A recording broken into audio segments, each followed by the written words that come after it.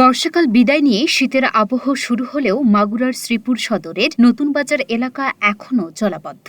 এতে স্বাভাবিক জীবনযাপন ব্যাহত হয়ে ভোগান্তিতে পড়েছে ওই এলাকার অন্তত 15টি পরিবার। মাঠের অলরাউন্ডার আমি, আর ঘরের allrounder Tylox. Tylox toilet cleaner, clean মানেই টাইলক্স। জানা যায়, সামান্য বৃষ্টি হলেই এই এলাকায় জমে হাঁটু সমান পানি। ভারী বর্ষণে পোহাতে হয় সীমাহীন দুর্ভোগ। জলাবদ্ধতার কারণে বেড়েছে মশা মাছির প্রকোপ, সেই সঙ্গে বাড়ছে পানিবাহিত রোগ। আমি এইখানে যেখানে জায়গা কিনে 400 জায়গা কিনে আমি এখানে বাড়ি করি। বাড়ি করার সময় ওই সময় আমাদের এখানে যে জায়গাটা উঁচু ছিল, এখন বর্তমানে যে অবস্থা হয়েছে, চতুর্দিকের পানি আসে, মাছ বাজারের পানি, আমাদের ওই পাশের পাড়ার পানি, প্লাস এদিকের পানি এসে সমস্ত পানি এখানে জলাবদ্ধতা হয়। জলাবদ্ধতা হওয়ার কারণে এখানে চতুর্দিকের পানি দুর্গন্ধ করে, যার কারণে এখানে বসবাস করা আমাদের জন্য খুবই দুষ্কর হয়ে পড়ছে। মশা মাছি চতুর্দিকের পানি এখানে পৌঁছে দুর্গন্ধ সৃষ্টি হয়েছে। আমরা যারা ওইখানে বসবাস করি তাদের দেখা গেছে যে ম্যাক্সিমাম বাড়িতে টিউবওয়েলের পানিতে দুর্গন্ধ, ইভেন বাথরুম ইউজ করতে পারতেছি না। বাচ্চা কাচ্চা নিয়ে আমাদের বড় সমস্যার সম্মুখীন হতে হচ্ছে। ডেঙ্গুর প্রবণতা বাড়ছে।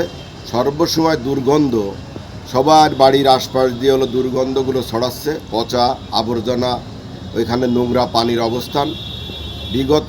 বিগত কিছুদিন আগেও ওই পানিটা বের করার একটা রাস্তা ছিল, কিন্তু ওইখানে একজন বাড়ি করার কারণে, যার কারণে ওই খালটা, ওই ড্রেনটা বন্ধ করে দিয়েছে, যার কারণে এই পানিটা বেরোনোর কোনো আর জায়গা নাই।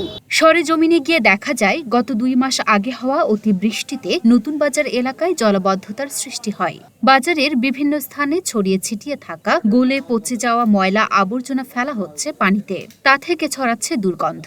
চলাচলের সময় তাই মানুষকে নাক ঢেকে এসব স্থান পার হতে হচ্ছে। এছাড়া দেখা দিয়েছে বিশুদ্ধ খাবার পানির সংকট। একই সঙ্গে পানিবাহিত বিভিন্ন রোগ ছড়িয়ে পড়ার আশঙ্কাও দেখা দিয়েছে। এখানে জমি কিনে বাড়ি করছি, তখন উঁচু ছিল, এখন বৃষ্টির পানিতে চারপাশের পানি গড়িয়ে আমাদের খুব সমস্যা হচ্ছে। এখন ডেঙ্গু হতে পারে এই ভয় আমাদের আছে, কিন্তু পানিটা বের করার ব্যবস্থা করে দিলে সরকার আমাদের খুব সুবিধা হতো। এ বিষয়ে উপজেলা নির্বাহী অফিসার রাখি ব্যানার্জি জানান, এলাকাবাসীর পক্ষ থেকে একটা আবেদন পাওয়া গেছে। বিষয়টি তদন্ত করে প্রয়োজনীয় ব্যবস্থা গ্রহণ করা হবে। লুনা আফরোজ নিপা, ঢাকা পোস্ট।